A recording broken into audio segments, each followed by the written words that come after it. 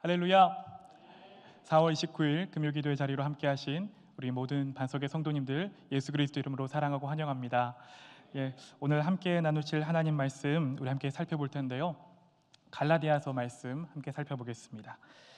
갈라디아서 3장 26절에서 29절까지의 말씀입니다. 26절 제가 먼저 읽습니다. 너희가 다 믿음으로 말미암아 그리스도 예수 안에서 하나님의 아들이 되었으니 누구든지 그리스도와 합하여 위하여 세례받을 자는 그리스도로 옷 입었느니라. 너희는 유대인이나 헬라인이나 종이나 자유인이나 남자나 여자나 다 그리스도 예수 안에서 하나이니라. 같이 읽습니다. 너희가 그리스도의 것이면 곧 아브라함의 자손이요 약속대로 유업을 이을 자니라. 아멘. 아멘. 저는 오늘 함께 읽은 이 갈라디아서 3장 26절에서 29절의 말씀을 토대로 그리스도의 옷을 입은 성도라는 제목으로 말씀의 은혜를 나누고자 합니다. 여러분 이런 표현이 있습니다. 옷이 날개다라는 말 있습니다. 한 번쯤 들어보셨죠? 어떤 의미인가요? 어떤 사람이 아주 멋지고 예쁜 옷을 입었을 때 그 사람에게 보여지는 어떤 모습이나 행동이 달라 보일 때 우리는 옷이 날개다라는 표현을 사용합니다. 참 맞습니다. 사람은 어떤 옷을 입었느냐에 따라서 그 사람의 마음가짐이나 행동이 달라지곤 합니다. 예를 들어서 제가 지금 정장을 입고 있는데 정장을 입고서 아무데나 가서 털썩 주저앉지는 않지 않습니까? 자, 행동도 마음도 입은 옷에 비례해서 조심하게 됩니다. 자, 오늘 우리 은혜로운 찬양으로 섬겨주신 우리 주소망 찬양단 계시는데 보시면 아시겠지만 아주 예쁜 호프라고 써있는 그 단체의 유니폼을 입고 계십니다. 자, 이렇게 단체의 유니폼을 입음으로써 우리가 한 팀에 소속되어 있다라는 공동체 의식을 부여하는 것이 바로 옷을 입는 의미인 것이죠. 자, 옷이 주는 의미는 이뿐만이 아닙니다. 예를 들어서 우리가 어떤 옷을 입었느냐에 따라서 그 사람의 취향이 무엇이고 또 그 사람의 신분은 무엇이고 정체성은 무엇인지도 쉽게 파악할 수 있는데 예를 들자면 군인들은 어떤 옷을 입나요? 군복을 입죠. 경찰들은 경찰복을 입고 소방관은 또 소방관복을 입음으로써 다른 사람들에게 내가 어떤 사람인지를 보여주는 것이 바로 옷의 역할입니다. 그런 맥락에서 오늘 예배 자리로 나오신 우리 성도님들께서 오늘 옷을 이렇게 입고 오셨는데 어떤 마음으로 지금 입고 계신 옷을 이렇게 픽하셔서 입고 오셨나요? 사실 저는 오늘 좀 특별한 옷을 입고 왔습니다. 여러분에게 좀 소개해주고 하는데 여러분이 보고 계신 이 검은색 정장은 사실 제가 아내와 결혼할 때 입은 옷입니다. 저는 이 옷을 입을 때마다 제가 결혼했던 그 결혼식 날을 떠올리고는 합니다. 그 결혼식장 안에서 느껴졌던 그 따뜻한 공기와 사람들로 받았던 그 축하, 그리고 그 조명, 그리고 사랑하는 제 아내를 신부로 맞이했던 그 설렘과 떨림이 제가 이 옷을 입을 때마다 생각이 나고는 합니다. 따라서 제게는 이 옷, 이 검은색 정장은 청년에서 한 여자만을 사랑하고 책임지는 남편으로 제 신분이, 제 정체성이 변화되었다는 것을 보여주는 증거물이 바로 이 검은색 정장입니다. 사랑하는 성도님들, 이것은 예수를 믿는 우리에게도 마찬가지의 원리입니다. 우리가 주일 말씀을 통해서 예수 그리스도의 십자가와 부활, 그 의미에 대해서 우리는 계속해서 살펴보았습니다. 예수 그리스도께서 나를 위해 십자가에서 죽으시고 부활하셨음을 성도님들께서 믿으십니까? 네. 그렇다면 이 십자가와 부활을 믿는 우리에게 주어지는 가장 큰 변화, 가장 큰 유익이 무엇이냐? 그것은 바로 우리의 신분, 우리의 정체성이 변화되었다라고 성경은 일관적으로 우리에게 증거하고 있습니다. 오늘 우리가 함께 보는 갈라디아서 3장 26절에서는 이것을 두고 하나님의 아들이 되었다라고 말합니다. 이전에는 하나님의 원수였는데 하나님의 아들이 되었고 이제 하나님을 목자로 우리는 양으로, 그분을 신랑으로 우리는 신부로 우리의 정체성이 변화되었다라는 것이죠. 자, 이 놀라운 변화를 두고 오늘 또 이어지는 27절을 보니까 바울 사도는 이렇게 말하는데요. 그리스도로 뭐 입었다? 옷을 입었다라고 표현하고 있습니다. 자, 쉽게 말해서 우리가 예수를 믿고 나서 맞이하는 결정적인 변화가 무엇이냐? 우리의 옷이 변화되었다라는 말입니다. 어떤 옷을 입었냐? 그리스도의 옷을 입은 자들이 바로 저와 여러분의 정체성이자 신분이라는 것이죠. 자, 그럼 한번 곰곰이 생각해 보겠습니다. 이것이 어떻게 가능하게 되었을까요? 자, 이 옷을 우리가 어떻게 입게 되었습니까? 여러분 백화점에 가서 사오셨나요? 아닙니다. 바울은요 로마서 6장을 통해서 이 놀라운 신비를 다음과 같이 설명하고 있습니다. 제가 한번 읽어보겠습니다. 화면을 보면서 한번 따라와 주세요. 무릇 그리스도 예수와 합하여 세례를 받은 우리는 그의 죽으심과 합하여 세례를 받은 줄을 알지 못하느냐. 만일 그 다음 말씀이요. 만일 우리가 그의 죽으심과 같은 모양으로 연합한 자가 되었으면 또한 그의 부활과 같은 모양으로 연합한 자도 되리라 라고 바울은 고백합니다. 자, 지금 바울이 우리의 정체성, 우리의 신분이 어떻게 변화될 수 있었다라고 설명하고 있습니까? 바로 그리스도 예수와 연합하였기 때문에 우리의 정체성이 바뀌었다라고 말하고 있는 것입니다. 아까 말씀드렸던 대로 우리의 정체성과 신분이 이전에는 하나님의 진노를 받아 멸망받을 원수였는데 이제 그리스도와 연합되었기 때문에 하나님의 자녀로, 하나님을 목자로, 우리는 양으로, 예수 그리스도를 신랑으로 우리는 신부의 관계로 변화될 수 있었는데 그것이 가능하게 되었던 결정적인 사건이 무엇이냐? 예수 그리스도의 십자가의 죽음과 부활을 믿는 믿음으로 말미암아 그리스도와 우리가 뭐했다?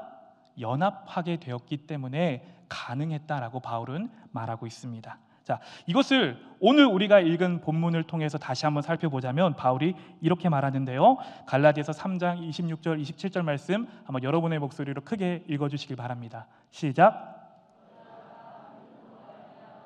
그리스도 예수 안에서 하나님의 아들이 되었으니 누구든지 그리스도와 합하기 위하여 세례를 받은 자는 그리스도로 옷 입었느니라.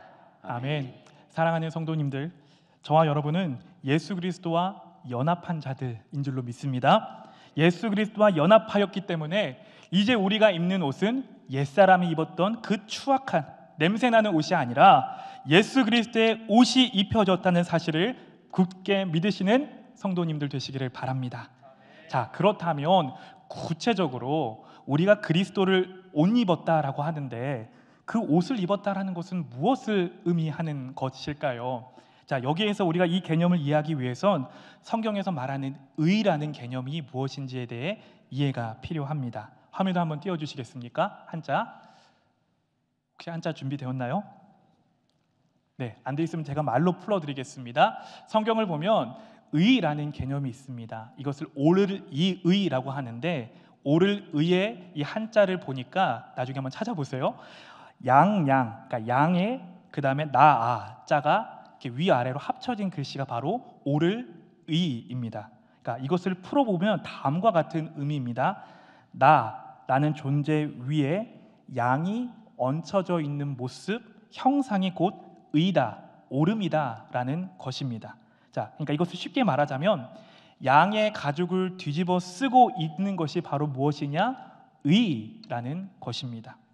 여러분, 무엇이 연상되십니까? 자, 어린 양 예수 그리스도의 모습이 떠오르지 않으신가요?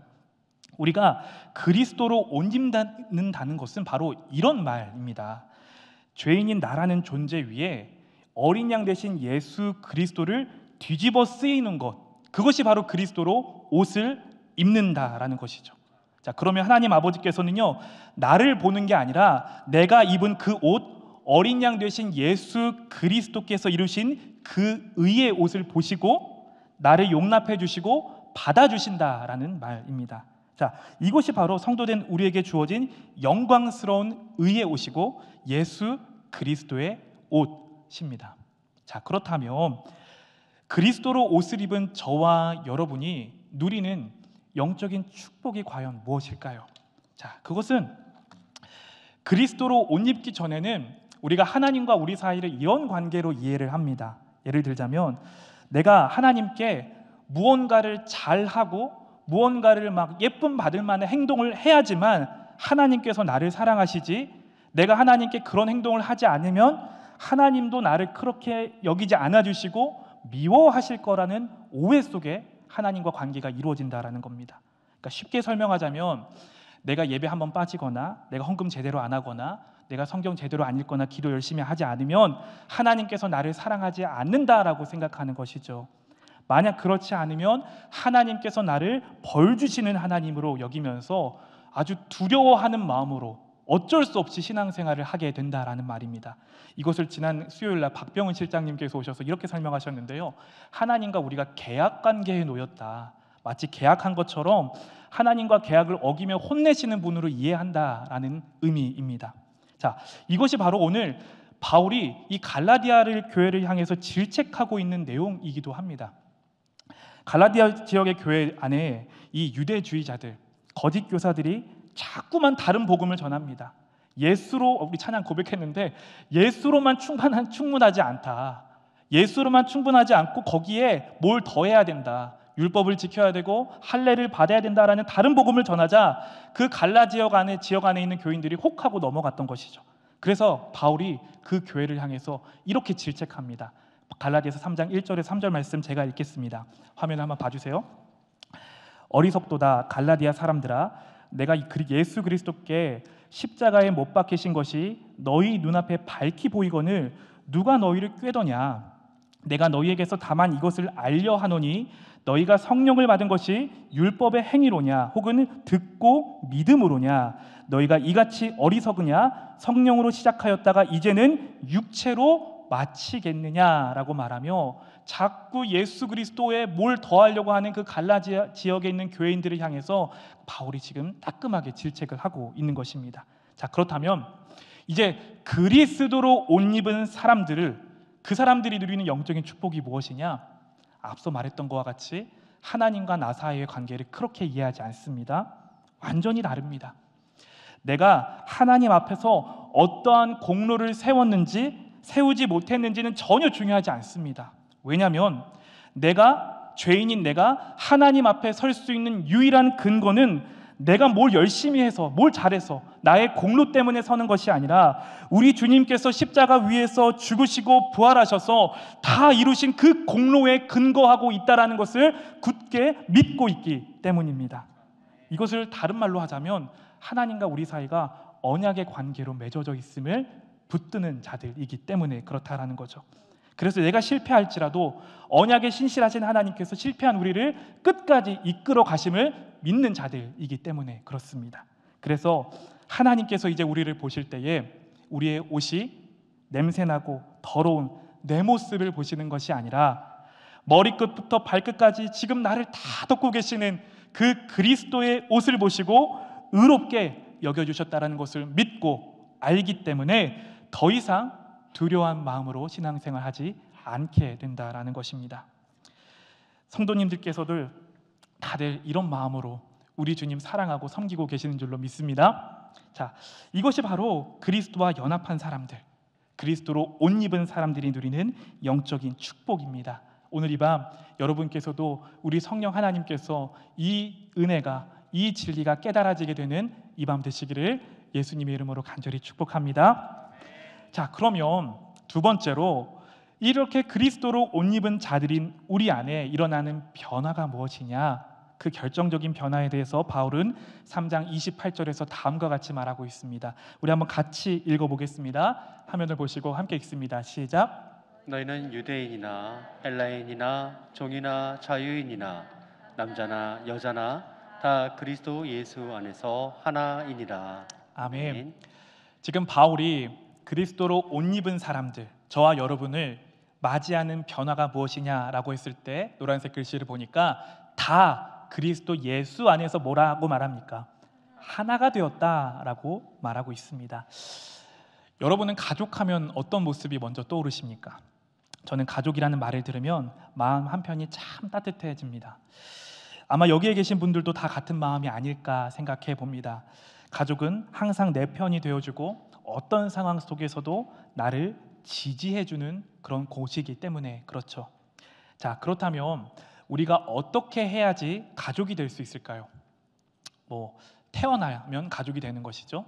또 입양을 하면 가족이 될 수 있고, 마지막으로 제가 아까 처음에 말씀드렸던 대로 결혼을 하면 가족이 될 수 있습니다.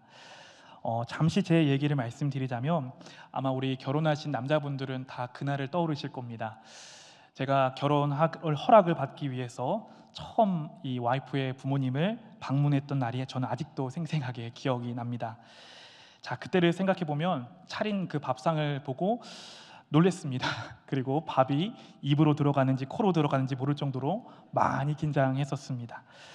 저는 특히 장인 어른과의 대화가 많이 어려웠었는데, 왜냐하면 저희 부모님 출신은 전라도 지역 분들이신데 저희 장인 어른은 경남 사천 출신이시라 전혀 다른 사투리로 말씀을 하시는데 무슨 말씀을 하시는지 이해하기가 참 어려웠습니다. 고개는 끄덕이고 있는데 무슨 말씀하시는지 그냥 그 짐작으로 네네 했던 기억이 납니다. 자, 이처럼 출신 지역도 달랐고 사용하는 말도 많이 달랐습니다. 자, 그런데 그렇게 시간이 흘러서 지금 이 처가 식구들은 제 가족이 되었습니다. 왜입니까? 제가 아내와 결혼을 했기 때문에 그렇습니다. 결혼하기 이전에 이 아내의 가족은 그냥 아내의 가족이었고 제 가족은 제 가족이었지만 결혼을 하고 나서부터는 완전히 달라졌습니다. 아내의 가족이 내 가족이 되었고 내 가족은 이제 아내의 가족이 되었다라는 말이죠. 자, 이처럼 결혼은, 연합은 모든 것을 단번에 바꿔놓는, 그래서 새로운 관계를 정립하게 만드는 것이 바로 결혼이고 연합입니다. 자, 지금 우리가 함께 읽은 3장 28절에서 바울이 이것을 말하고 있는 것입니다. 자, 앞서 우리가 26절에서 27절에서 믿음으로 그리스도와 연합한 자들을 두고 그리스도로 옷을 입은 자들이다라고 말했습니다. 자, 그렇다면 이제 그리스도로 옷 입은 자들에게 나타나는 실제적인 변화가 무엇이냐? 그것이 무엇이냐? 다시 28절 말씀 한번 띄워주시고요. 유대인이나 헬라인이나 종이나 자유인이나 남자나 여자나 다 그리스도 예수 안에서 하나가 되었다, 가족이 되었다라고 말하고 있는 것입니다. 유대인과 헬라인들은 출신 국가가 다릅니다. 사용하는 말도 다르고요, 피 한 방울 섞이지 않은 사람들입니다. 종과 자유인도 마찬가지죠. 이 갈라디아서가 기록된 시대에는 오늘날과는 다르게 돈을 주고 종들을 사고 파는 풍습이 남아 있었습니다. 따라서 이 종들과 자유인들과의 관계는 가까워질래야 가까워질 수 없는 사이입니다. 마찬가지입니다. 남자와 여자도 마찬가지예요. 당시 이 여성의 사회적인 지위와 권리와 신분을 비춰봤을 때 남성과 비교해봤을 때 한참 낮은 지위였습니다. 그러니까 도무지 가까워질래야 가까워질 수 없는 사이가 남자와 여자의 관계였다라는 것이죠. 자, 그런데 지금 유대인이나 헬라인이나 종이나 자유인이나 남자나 여자나 모두가 다 하나가 될 수 있는 방법에 대해서 바울이 말하고 있는데, 그것이 무엇이라고 말하냐? 바로 그리스도 예수 안에서 이 모든 것들이 이루어졌다라고 바울이 말하고 있는 것입니다. 자, 이 말의 구체적인 의미에 대해서 바울은 고린도전서 12장 13절에 다음과 같이 말하고 있습니다. 우리 한번 화면 보시고요, 제가 한번 읽어보겠습니다. 우리가 유대인이나 헬라인이나 종이나 자유인이나 다 한 성령으로 세례를 받아 한 몸이 되었고 또 다 한 성령을 마시게 하셨느니라. 아멘. 자, 바울이 말한 것처럼 유대인이, 그리고 헬라인이, 종이, 자유인이, 남자가 여자가 하나가 될 수 있는 근거는 바로 한 성령으로 세례를 받아 한 몸이 되었기 때문이다라고 말하고 있습니다. 쉽게 말해서 그리스도와 연합해서 이제 그 안에 성령이 내주하는 사람들에게는 변화되는 특징 한 가지가 있는데, 그것이 무엇이냐? 바로 새로운 가족이 생기게 되었다라고 바울은 우리에게 소개하고 있는 것입니다. 예전에 제가 뉴스 기사를 보다가 이런 기사를 본 적이 있습니다. 여러분, 이 말이 무슨 뜻인지 한번 짐작해 보시길 바랍니다. 월거지, 전거지, 빌거지라는 말이 있습니다. 이게 무슨 뜻인지 아십니까? 월세에 사는 거지다, 전세에 사는 거지다, 빌라에 사는 거지다라는 말이 초등학생들 사이에서 유행했다라는 뉴스를 접한 적이 있습니다. 자, 이 학생들 사이에서도 그 사는 집으로 그 친구를 평가하고 낙인 찍는 일들이 아이들 사이에서도 일어나고 있다는 충격적인 소식을 뉴스를 통해서 접했습니다. 사실 이 모든 것의 잘못은 이 아이들의 잘못이라기보다는 이 가진 것으로 사람을 평가하는 어른들의 잘못된 생각 때문에 빚어진 일이겠죠. 자, 이것은 근데 세상이 어떤 것인지를 보여줍니다. 세상이 사람을 대하고 평가하는 방식이 바로 가진 것에 따라서 평가한다라는 것을 아주 압축적으로 보여주는 예라는 것입니다. 여러분도 잘 알다시피 우리가 사는 세상은요, 다 모든 것을 갈갈이 찢어 놓습니다. 뭐든지 다 편을 만듭니다. 고급 주택에 사냐, 그리고 그러지 못한 집에 사는지 그걸로 가지고 편을 나눕니다. 그리고 어느 지역 출신인지에 따라 편을 나눕니다. 너 어느 정당을 지지하냐에 따라 편을 나누고요, 갑과 을로 가르고 금수저와 흑수저로 편을 나눕니다. 학교에서는 어떻습니까? 공부를 잘하는 친구, 그렇지 못한 친구 편을 나눕니다. 심지어 선생님들조차도 공부를 잘하는 사람은 사람 취급하고 그렇지 못한 친구들은 사람 대접도 하지 못하는 그런 선생님들, 다는 아니겠지만 종종 계십니다. 우리도 마찬가지죠. 우리도 나와 조금이라도 생각이 다르거나 그래서 그것을 인해서 나를 불편하게 하는 사람이 있다라면 우리도 편을 가릅니다. 그게 죄인된 우리의 본성입니다. 상종하지 않습니다. 자, 이처럼 세상은요, 두세 사람이 모이는 곳에 반드시 편이 나뉘고 찢겨지는 것이 이 세상이 돌아가는 방식이라는 것입니다.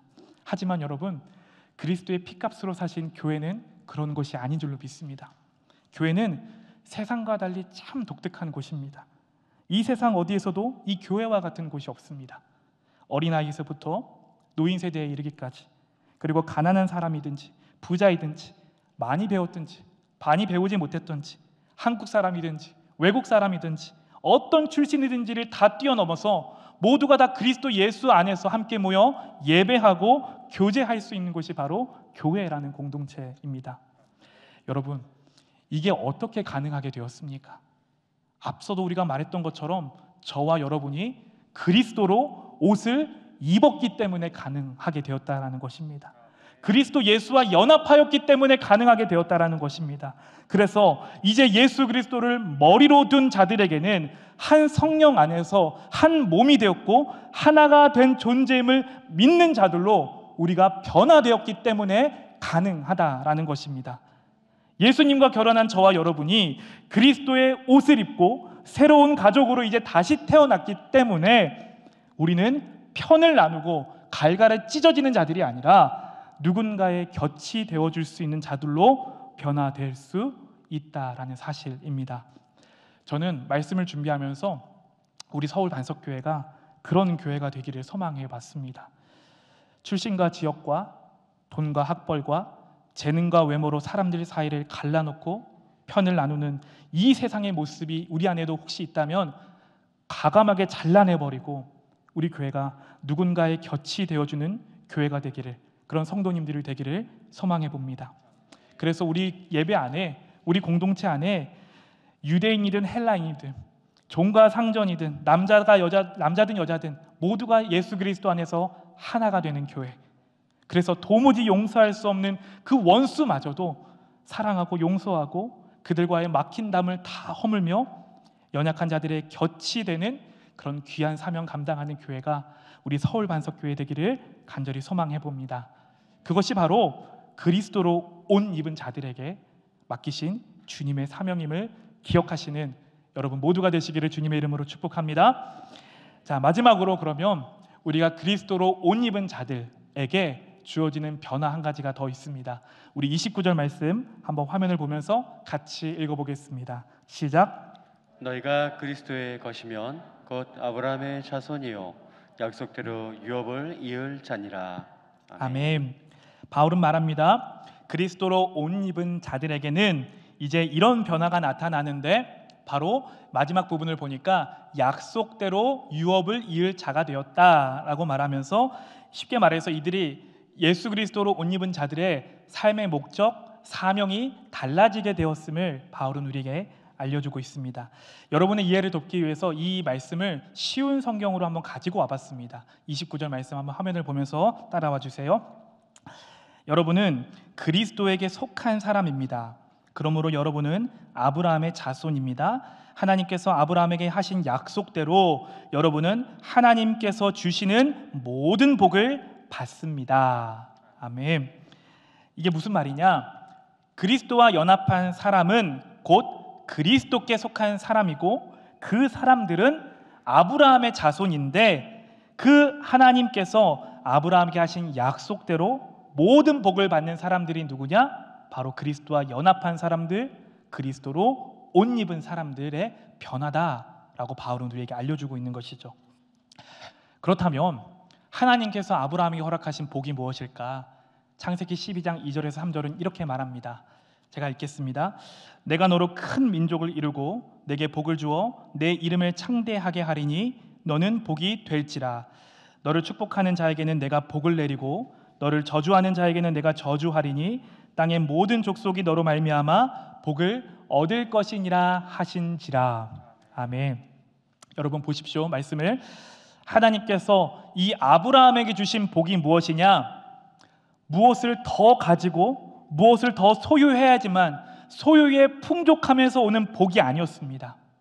하나님께서 아브라함에게 주셨던 그 진짜 복은 무엇이었냐? 아브라함 그 인생 자체가 복이 되는 복이었습니다. 그래서 그로 말미암아 다른 사람들에게 복을 끼치는 존재로 아브라함을 부르시고 세우시는 복을 주셨다라는 것을 우리는 기억해야 할 줄로 믿습니다. 여러분 생각해 보세요. 약속대로 유업을 이을 자다라는 말에 담긴 의미, 그 전제는 이미 아브라함이 그리고 그 유업을 받는 자들이 복이 있는 자들이라는 것을 전제로 하고 있습니다. 복이 없는데 어떻게 유업으로 이어가겠습니까? 자, 그런데 이것이 어떻게 가능하게 되었냐? 진정한 복의 근원이시고 부활이요 생명이신 예수 그리스도와 연합했기 때문에, 그리스도로 옷 입었기 때문에 저와 여러분은 모든 족속을 이제 복되게 할 수 있는 풍성함을 소유하고 있는 자들임을 믿으시길 바랍니다. 이 갈라디아서를 기록한 바울이 그런 사람 아니었습니까? 그는 어떤 사람이었습니까? 베냐민 지파 출신이었고요, 바리새인이었고 로마의 시민권을 가진 자였습니다. 예수와 연합하기 이전에, 예수로 옷 입기 이전에 그는 세상에서 자랑할 것이 너무나 많은 사람이었습니다. 그랬던 바울이 예수를 만납니다. 그리고 변화합니다. 예수 그리스도와 연합하고 예수 그리스도로 옷 입습니다. 그러자 어떤 일이 발생하냐? 그의 삶의 목적, 그의 삶의 방향이 180도로 바뀌게 됩니다. 예전에 자신이 최고의 가치로 여겨졌던 로마의 시민권, 바리새인, 나는 베냐민 지파 출신이라는 이 모든 것이 배설물이다, 똥이다 라고 그는 고백합니다. 그리고 그가 가는 곳마다 진정한 복의 근원이신 예수 그리스도를 전파하는 일에 그의 전 인생이 쓰임받게 되었습니다. 자, 이처럼 바울이 예수 그리스도와 연합한 이후에 그의 삶의 목적, 그의 사명은 완전히 바뀌게 되었다라는 것이죠.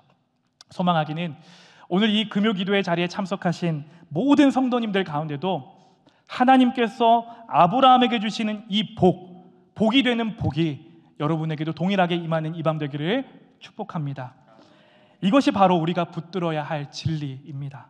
하나님께서는 그리스도와 연합한 자들, 그리스도로 옷 입은 자들인 저와 여러분에게 복을 받는 자들의 수준에 머물지 않기를 원하십니다. 아브라함에게 주신 이 복을 잇는 자들, 유업을 이어받는 자들로 저와 여러분을 부르시고 세우셨다라는 이 사실을 붙드시기를 바랍니다. 여러분이 가는 곳곳마다 깨어진 관계들이 있다면 회복이 일어나는 일에 여러분의 인생이 쓰임받기를 원합니다. 상처받은 영혼들을 여러분을 통해서 회복하게 되는 일들이 일어나기를 바랍니다. 도무지 해결될 수 없는 그런 문제들이 여러분이 가는 곳마다 회복되고 자유하게 되고 하나님의 복을 누리는 일에 여러분이 그 중심에 있기를 간절히 축복합니다. 자, 그런데 이게 어떻게 가능하게 되었죠? 거듭 말씀드리지만 우리가 뭐로 옷 입었기 때문에? 예수로 옷 입었기 때문에 내 모습이나 내 꼬라지나 내 말투나 내 성품이나 내 실력으로는 도무지 감당할 수 없는데 내 것이 아니라 예수 그리스도로 옷 입었기 때문에, 예수의 의로 완전히 덮어졌기 때문에 이 모든 것이 가능하게 되었다라는 말씀입니다. 나는 실패하고 나는 무너지고 나는 비록 부족할지라도 언약에 신실하신 하나님께서 저와 여러분을 복이 되는 존재로 세우시고 그렇게 계속해서 조금씩 만들어 가고 계심을 굳게 붙드시는 저와 여러분 되시기를 바랍니다. 이것이 바로 그리스도로 옷 입은 자들에게 주어지는 놀라운 변화다라고 바울은 오늘 우리에게 소개하고 있습니다. 이 말씀을 정리하려고 합니다. 사랑하는 성도님들, 저는 오늘 한 인물을 소개하고 말씀을 맺고자 합니다. 한번 사진을 띄워주실까요? 이분은 오인태라는 사장이십니다. 서울 마포구 상수동에서 진짜 파스타라는 파스타집을 운영하시는 사장인데요. 아마 성도님들 중에서도 들어본 분이 계실 수도 있고 뭐 유튜브나 SNS를 통해서 소식을 접하신 분도 아마 계실 겁니다. 이 가게의 특징은 손님들에게 돈줄 나는 가게로 유명한 가게입니다. 이게 돈줄 나는 게 뭐냐? 돈으로 혼줄 나는 가게로 유명한 가게가 이 진짜 파스타라는 가게입니다. 사연을 들어보니까 몇 년 전부터 이 가게에서는 결식 아동들과 그리고 소방관들에게 무료로 음식을 제공해주는 일을 하고 있었습니다.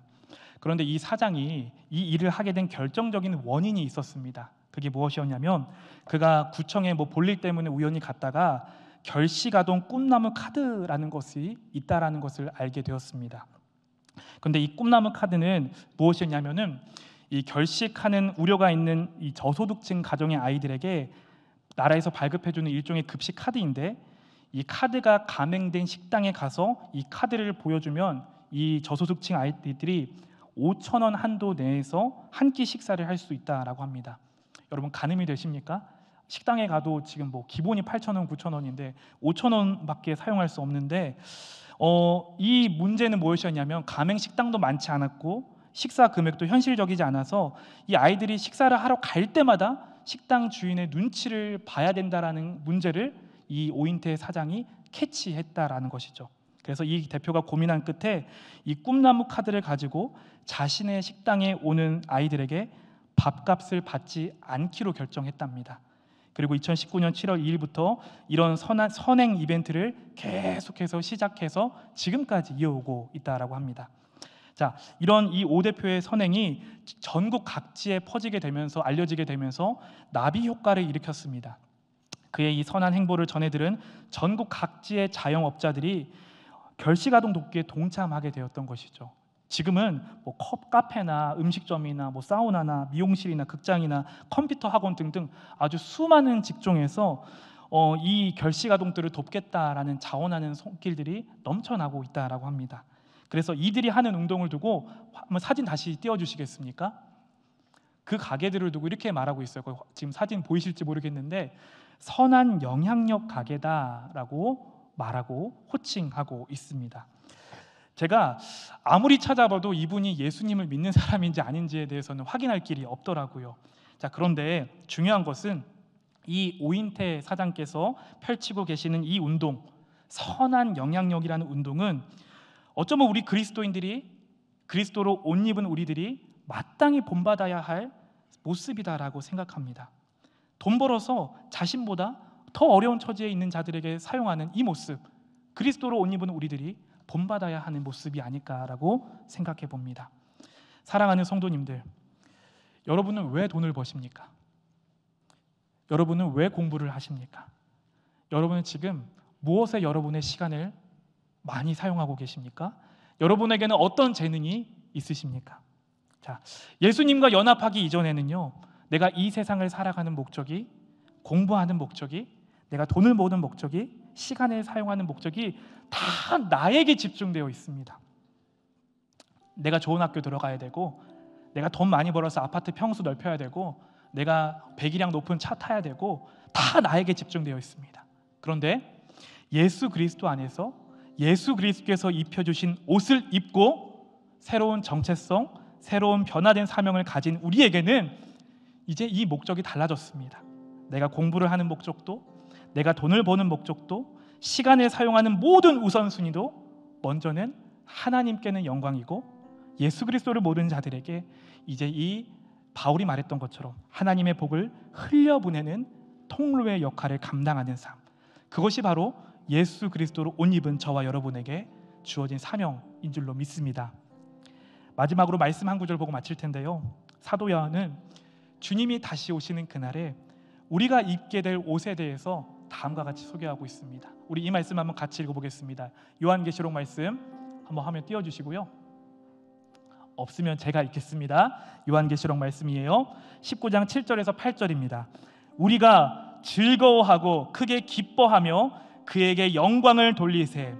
어린 양의 혼인 기약이 이르렀고 그의 아내가 자신을 준비하였으므로 그에게 빛나고 깨끗한 세마포 옷을 입도록 허락하셨으니 이 세마포 옷은 성도의 옳은 행실이로다.